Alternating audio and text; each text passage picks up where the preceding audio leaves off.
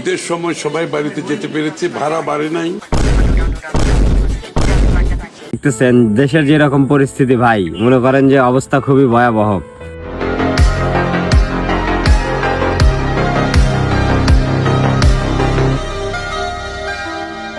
আমাদের দেশ তো মনে করেন যে স্বাধীন দেশ গতকালকে গেল হচ্ছে 26শে মার্চ। আমাদের স্বাধীনতা দিবস উপলক্ষ করে মনে করেন যে আমাদের এনজয় করা দরকার, আমাদের মনে করেন যে সেই রকম ভাবে আসলে দেশটাকে এগিয়ে নিয়ে যাওয়া দরকার। বাট আমরা আসলে কোনো কিছুই পারতেছি না। ঈদের ভিতরে যে যানবাহন চলাচলের জন্য ভাই যে পরিমাণ অ্যাক্সিডেন্টটা হইল, আসলে গত সরকার, তত্ত্বাবধায়ক সরকার যে গত গেল আপনার ডক্টর ইউনূস, ওনার আমলে আপনি দেখেন আর এই বর্তমান আমলে আপনি দেখেন, ওনার আমলে যদি কোনো রকমের মব সৃষ্টি হইতো বা কোনো রকমের সাধারণ অ্যাক্সিডেন্ট হইতো, তার কারণে অনেকজন অনেক প্রশ্নবিদ্ধ করতো তাকে। বাট এখন বর্তমান রানিং একটা দলীয় সরকার আসছে দেশে, কি সড়ক পরিবহন মন্ত্রী।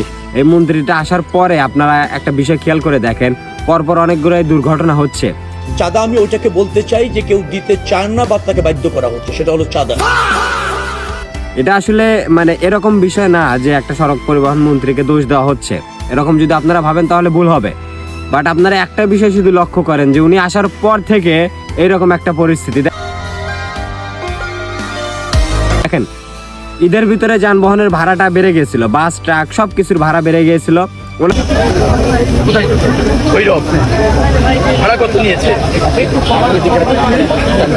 পরিবহন মন্ত্রী যদি মনে করেন যে দেশের প্রত্যেকটা জনগণের আসলে সেফটির দরকার বা যানবাহন ক্লিয়ার রাখা দরকার, মানুষজন যাতে উশৃঙ্খল ভাবে যানবাহনে চলাফেরা না করে, এইদিকে আসলে লক্ষ্য রাখা দরকার। এরকম যদি সড়ক পরিবহন মন্ত্রী এগুলা না দেখে ভাই, তাহলে দেশে হাজার হাজার দুর্ঘটনা ঘটবে।